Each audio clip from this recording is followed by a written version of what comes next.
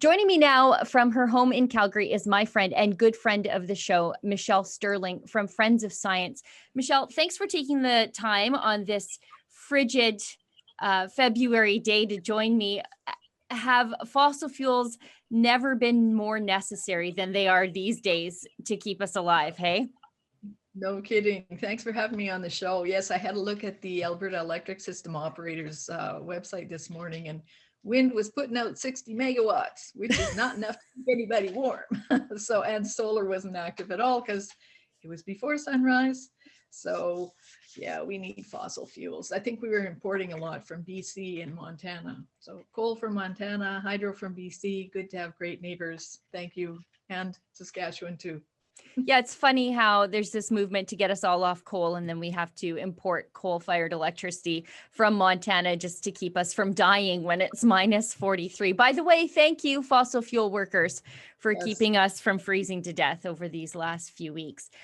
Michelle, I wanted to talk to you about the inquiry into foreign funding and foreign funded attacks on Alberta's oil and gas sector and this movement to landlock oil and gas. The lefties are working really hard to shut this inquiry down. And it seems to be that if you have nothing to hide, then you hide nothing. You should be able to participate in these, I suppose, airing of the grievances, but they really want this thing nipped in the bud right away before any of their, I think, potentially nefarious activities come to light.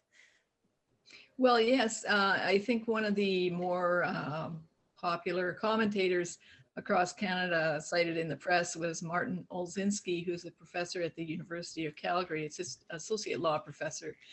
And he was quite mocking of the initial reports that the inquiry had released, because some of them dealt with the fact that climate change is being used as an umbrella to literally upturn society, get everyone off fossil fuels. And honestly, don't people know how things are made? Like every wind and solar device is made from oil, natural gas, and coal. So that's just a fact.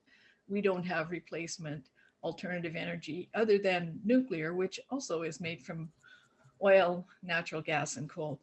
But going back to Martin's blog post, on the AB log post, he posted quite an extensive rebuttal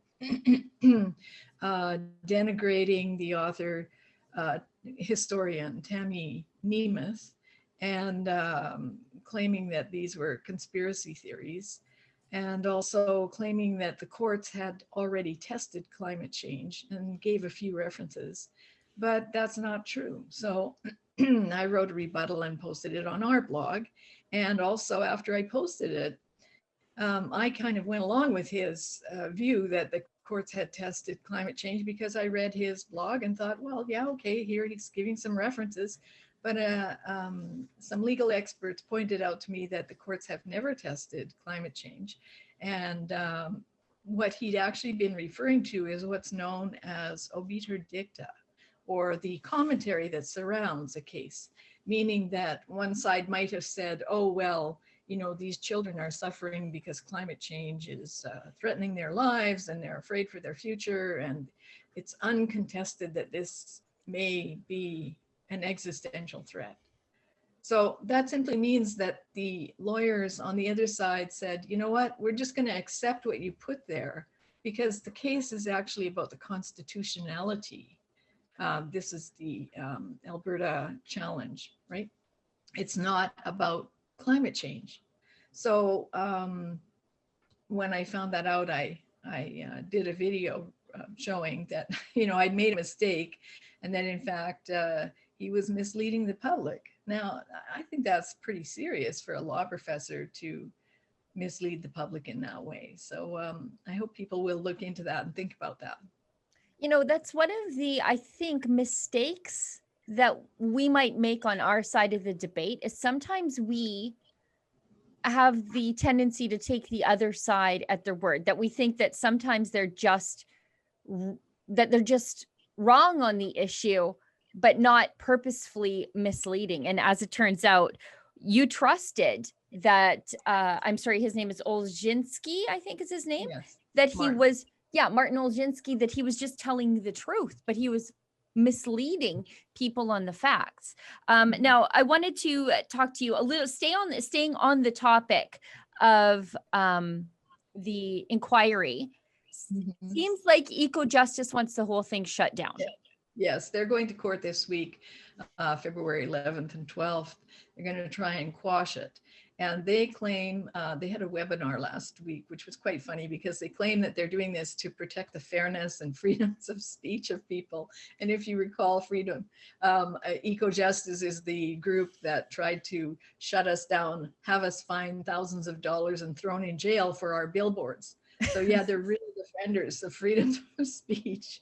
But yeah, they think that the issue is biased, and it may be biased, but actually the tar sands campaign was biased. So I wrote down some figures here that in the 2009 oil sands developers group forecast that there would be between 2010 and 2035, the oil sands would go from generating 75,000 jobs to 905,000 jobs, almost 1 million jobs.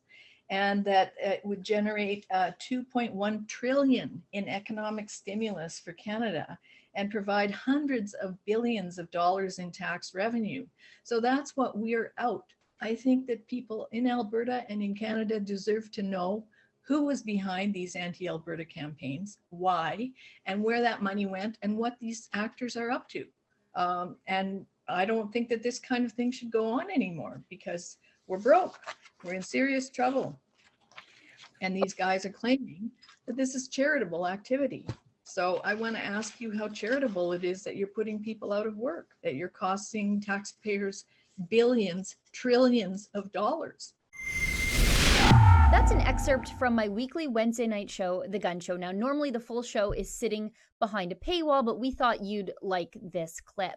Now, on my show, I talk to interesting newsmakers, thinkers, and doers that are normally ignored, maligned, or completely attacked by the mainstream media. If you'd like to get access to my show, as well as other great TV-style shows too, like Ezra's Nightly, Ezra Levant Show, and David Menzies' Friday night show, Rebel Roundup, just go to rebelnews.com/subscribe. That's rebelnews.com/subscribe.